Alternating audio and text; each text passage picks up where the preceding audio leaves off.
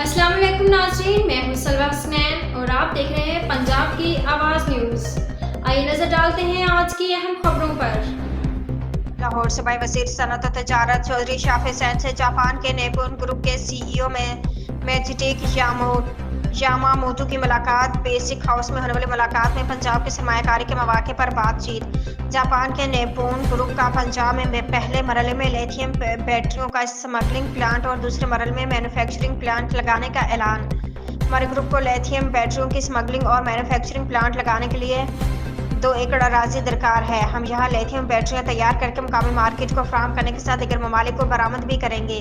सूबाई वज़ीर सनअत और तजारत चौधरी शाफिर सैन की जापान के नेपोन ग्रुप को पंजाब में सरमायाकारी पर हर मुमकिन ताउन की यकीन दहानी। पंजाब के मुख्तलिफ शोबों में सरमायाकारी का बेहतरीन वक्त और साजगार माहौल मौजूद है।